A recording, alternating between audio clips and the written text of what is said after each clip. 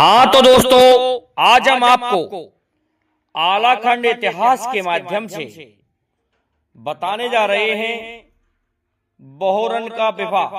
मलखान के पुत्र बहोरन का विवाह किस प्रकार हुआ, देखिए क्या होता है। ऐसा हुआ कि वीर मलखान ने पृथ्वीराज चौहान के नौलख दल के छत्र को काट डाला था। जब ये देखा कि मलखान हारने वाला नहीं है, तो कहने लगा, मलखान अपनी कबूतरी घोड़ी को आसमान में उड़ा ले जाता है और कहता है, मैं तब मानूंगा तुमको चौहान अपनी नातनी त्रिवेणी मेरे पुत्र बहोरन के लिए देनी पड़ेगी। तो पृथ्वीराज चौहान ने मीठी बातों में लिया और कहने लगा कि अरे चौधरी समधी, ऐसा है, हमने सुना है कि आप कबूतरी घोड़ी को आसमान में लेके उड़ जाते हो, तो आप ऐसा करो, आज हमें आपकी वो कला दिखा दो। दोस्तों, मलखान सभी जगह से वज्र का था, लेकिन तलुए में से कच्चा रह गया था, इसलिए वो वहां से मारा जा सकता था। इस भेद का पता पृथ्वीराज चौहान को चल जाता है। इसी कारण से चौहान ने ये कहा था, और यह भेद मामा माहिल के द्वारा दिया गया कि मलखान आपसे नहीं मर पाएगा जब तक वो आसमान में अपनी घोड़ी को लेके नहीं उड़ जाएगा, और जब आप तीर चलाएंगे नीचे से तो उसके पैर के तलुए में तीर लगेगा तो मर सकता है मलखान, नहीं तो नहीं मर सकता। दोस्तों, वीर मलखान आज आसमान में उड़ा ले जाते हैं अपनी घोड़ी को, और वहां से चौहान कहते हैं नीचे से कि समधी, कहां हो आप, हमें दिखाई नहीं दे रहे। तो आसमान से मलखान कहता है, तुम्हारा समधी आसमान में तुम्हें कला दिखा रहा है। दोस्तों, 2 बार बुलवाया गया, और तीसरी बार जैसे ही मलखान बोला कि शब्द भेदी बाण चला दिया आज पृथ्वीराज चौहान ने, और जैसे ही शब्द भेदी बाण चला तो क्या हुआ, मलखान मर गया। मलखान मर गया तो दोस्तों, चारों तरफ किले के दरवाजे रानी गजना ने बंद कर दिए, और मलखान की घोड़ी कहीं भी उस लाश को लेके नहीं उतरी, सीधी किले में उतरी। आला की दुहाई फेर दी गई, जिससे वो गेट नहीं टूटा। इस प्रकार से पृथ्वीराज चौहान चला जाता है, और जब आला आता है, देखता है, तो उस पर आला की दुहाई थी। आला ने कहा, मैं ही हूं, तो गेट खुल गया। गेट खुलते देखा कि मलखान मारा गया, लेकिन मारा तो किस कारण से और किसने मारा। जब इस बात का पता चला कि इन्होंने वीर बहोरन के विवाह के लिए पृथ्वीराज को बाध्य किया था, और पृथ्वी ने इसको शब्द भेदी बाण से मारा है। दोस्तों, वीर आला आज वहां पछाड़ खा के रोने लगते हैं, और अंत में अपने भाई मलखान का दाग दे देते हैं। मलखान का दाग देने के पश्चात समय बीत गया, तो माहिल चल के आता है लीली घोड़ी पर सवार होकर के, और कहने लगा, अरे बहोरन, तुम्हारे पिता ने एक शर्त रखी थी पृथ्वीराज चौहान के पास, कैसा है, तुम्हारी नातनी जो तहार की पुत्री है त्रिवेणी, उससे विवाह मेरे पुत्र बहोरन का कर दो, और इसी शर्त में तुम्हारे पिताश्री मारे गए हैं। जब ये सुना बहोरन ने, तो बहोरन कहने लगा, हम कैसे कर सकते हैं। इंदल वहीं बैठा हुआ था। इंदल कहने लगा, नहीं भैया, तुम्हारा वंश बढ़ाना है, तुम्हारा विवाह अवश्य कराना है, हम करा के छोड़ेंगे। अब तो दोस्तों, रिजगिर में पत्र लिख दिया है आज इंदल ने आला के लिए, और साथ में बहोरन की मोहर लगी हुई थी कि ऐसा है, ताऊश्री, आप हमारा भी विवाह करा दो। दोस्तों, ये पत्र पढ़ा तो कहने लगा, अरे बहोरन क्या कह रहा है, अरे वो दिल्ली है, दिल्ली, कहीं अन्य दूसरी जगह से विवाह कर लेंगे, दिल्ली से पार पड़ने वाली नहीं है। जिसने मलखान को मार डाला, अरे उस दिल्ली से हमारी पार पड़ेगी, हम कहीं अन्यत्र से कर लेंगे, लेकिन उसी जगह पर वीर उदल आ जाता है। वीर उदल कहने लगा, क्या पढ़ रहे हो भैया। पढ़ा तो बहोरन की मोहर लगी हुई थी पत्र पर। कहने लगे कि हम हमारे वीर बहोरन का विवाह दिल्ली से ही करेंगे, तहार की पुत्री त्रिवेणी से ही ये विवाह होगा। अब तो दोस्तों तहार की पुत्री त्रिवेणी से विवाह के लिए तैयारियां होने लगी। सभी तैयार हो जाते हैं और क्या करते हैं, इधर माहिल को ये पता लगता है तो माहिल सीधा चला जाता है।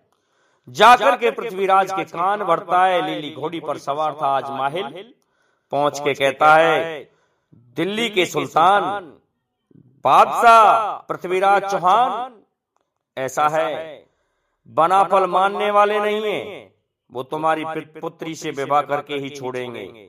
पृथ्वीराज कहने लगा, आज तुमने दिल्ली में चुगली की है, सभी गढ़ों का सत्यानाश करवा दिया बनाफलों से, क्या दिल्ली को भी तुम ऐसा ही करना चाहते हो? कि हाँ, और उन्होंने ये कहा है कि शर्त के अनुसार हमारे मलखान को पृथ्वीराज चौहान ने धोखे से मार डाला है, इसलिए हम उसकी पुत्री से अवश्य विवाह करेंगे। दोस्तों पृथ्वीराज सदमे में आ जाता है, लेकिन कहता है, देख लेंगे हम, यहाँ पर शीश काट लिए जाएंगे सभी बनाफलों के, लेकिन विवाह नहीं किया जाएगा। अब तो दोस्तों होता क्या है, वीर इंदल और वीर बहोरन दोनों घोड़े लेकर के चलने को होते, तभी आला रोक देता है और सभी गढ़ों के लिए चिट्ठी भिजवा देता है। तो क्या किया, एक चिट्ठी काशोगढ़ के महाराजा गजराज के लिए लिख दी गई, तो एक चिट्ठी दोस्तों शंकरगढ़ के लिए लिख दी गई, एक चिट्ठी दोस्तों जागन के लिए लिख दी गई। इस प्रकार से पत्र लिख रहे हैं और एक कनौज के लिए लिख दी गई, जहां पर कनौजी राय मलखान राज किया करते थे। मलखान नहीं दोस्तों, लाखन राज किया करते थे। इस प्रकार से चारों तरफ अपनी रिश्तेदारियों में सभी के लिए पत्र दे दिए गए, निमंत्रण दे दिया गया बहोरन के विवाह का। आज दोस्तों जब ये पता चला तो देव कमर वहां आती है और देवला आकर के कहती है, पुत्रों कहां जा रहे हो? कि हम माता श्री हमारे मलखान का वंश बढ़ाने के लिए बहोरन का विवाह करना चाहते हैं। इस पर माता देव कमर ने मना किया, लेकिन कोई नहीं माना। तो देव कमर कहने लगी, जब यही मन में है तो धूमधाम से विवाह करो पृथ्वीराज चौहान की पुत्री के साथ में। अब तो दोस्तों आ करके सेना महुआगढ़ में, सरसागढ़ में एकत्रित होने लगी। सभी तरफ से सेनाएं इकट्ठी हो गईं और दल को सजा करके चल देते हैं। 4 दिनों में गढ़ महुआ से दिल्ली की सीमा में प्रवेश किया और दिल्ली की सीमा में प्रवेश करके तंबू डाल दिए गए। आज वीर आला ने 7 पान का बीड़ा बना करके डाल दिया और कहा कि ए पनवारी कौन ले जाएगा, ये सूचना कौन करेगा कि हम बारात लेकर के आ गए, हमारा वीर बहोरन दूल्हा बना हुआ है और विवाह कराया जाएगा तुम्हारी पोती त्रिवेणी के साथ में। अब दोस्तों वीणा को पड़े पड़े बहुत समय हो गया, कोई खड़ा नहीं हुआ। तो इंदल कहने लगा, तुम सभी जीवित रहो, ये सभी कायर राजा लोग हमारे सामने आ गए, साथ में आ गए, ये सभी कायर हैं।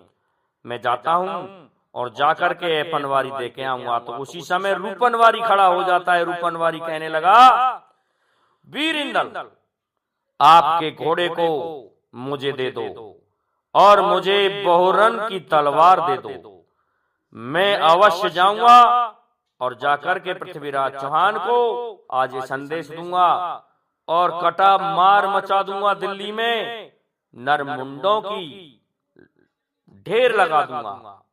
जब इस प्रकार से कहा है तो आज रूपनवारी घोड़े पर सवार हो जाते हैं। इंदल का घोड़ा ले लिया है और दोस्तों तलवार आज दे दी है बहोरन ने। चले जाते हैं और जैसे ही गेट पर पहुंचे तो दरबान ने जाकर के कुछ कहा कि ऐसा है, ये गेट खोल दो, हम अंदर जाना चाहते हैं। लेकिन दरबार नहीं माना। तो दरबारी ने तलवार निकाल करके बार किया।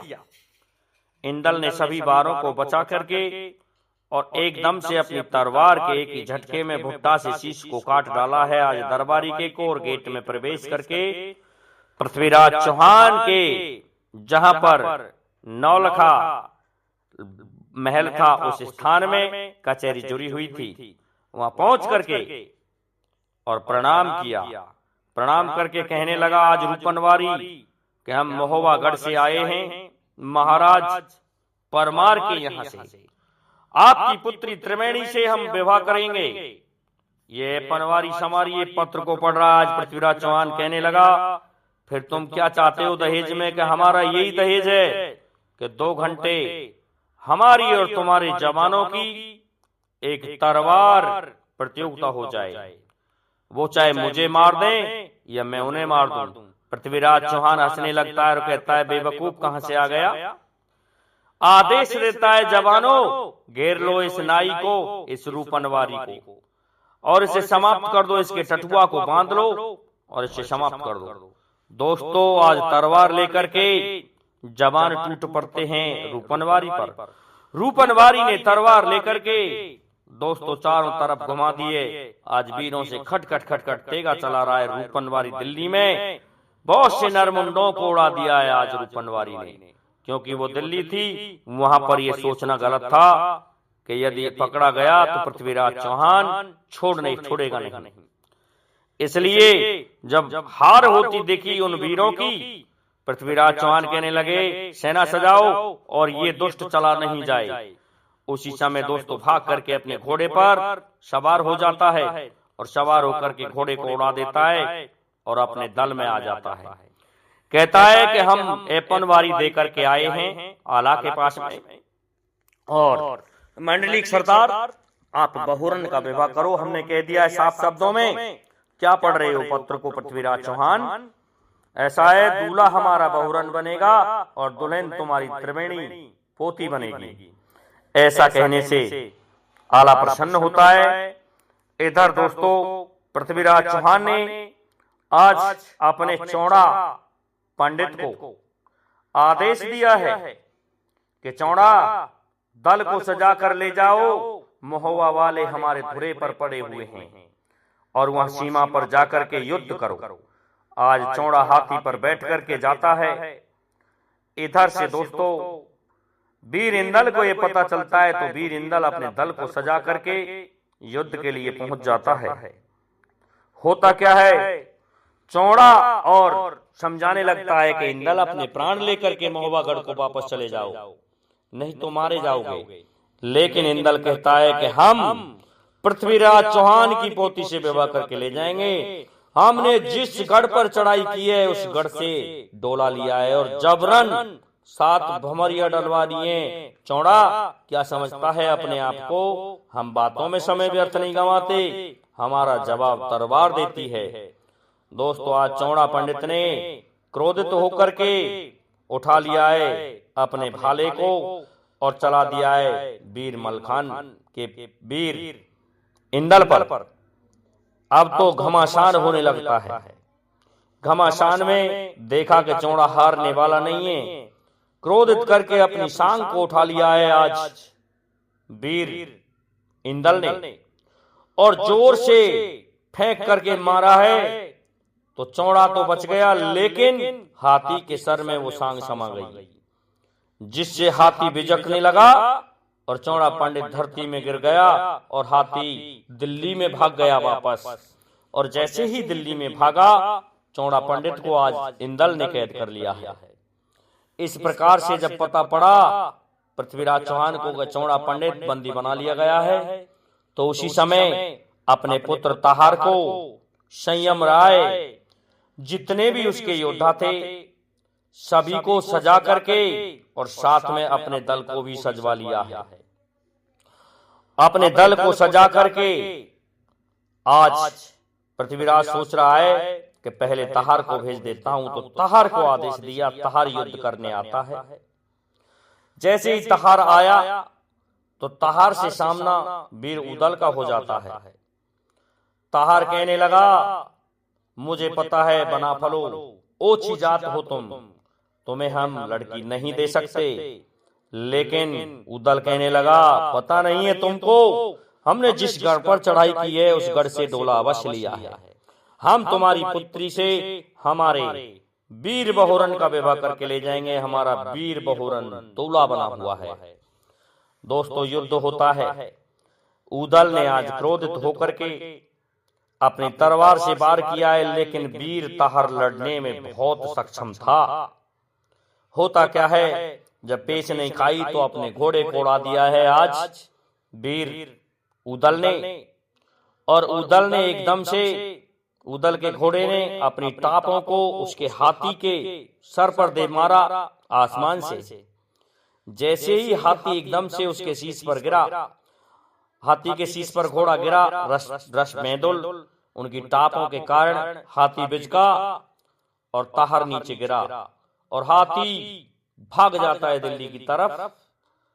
आज ताहर को भी वीर उदल ने बंदी बना लिया। जब ये खबर पहुंची दिल्लीगढ़ में तो दोस्तों आज आग बबूला हो जाता है। कहने लगा कि हम देखेंगे, हम योजना के अनुसार युद्ध करेंगे, पृथ्वीराज चौहान ने यह कहा। लेकिन इस बात का पता धंधेरुआ राय को चल जाता है कि आधी रात के समय में आक्रमण करेगा।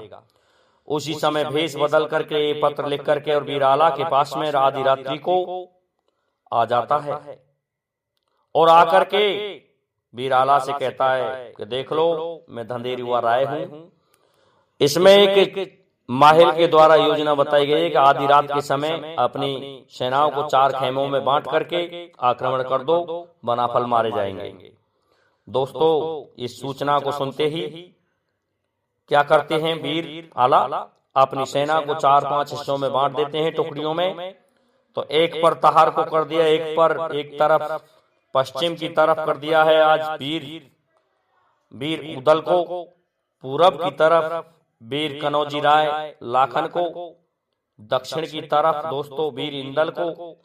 इस तरह से 2-2 वीर, एक वीर और उनके साथ में दे दिया है। डेबा जागन जो भी थे, नवल धवल, इस तरह से साथ में कर दिया है आज। ये 2-2 जवान खड़े हैं। ये देखा पृथ्वीराज चौहान ने कि इनको पता चल गया है और निश्चित ही धंधेरुआ राय ने ये कहा है।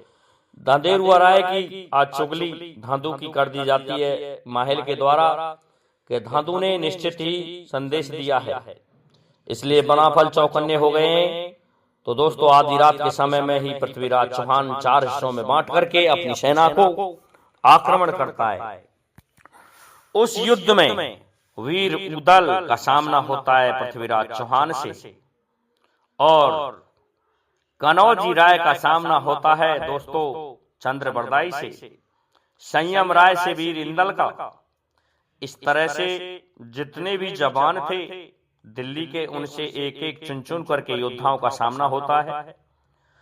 और पृथ्वीराज चौहान की तो मार ही अलग थी, जिसके सामने वीर उदल भी बड़ी मुश्किल से ही टिक पा रहा था।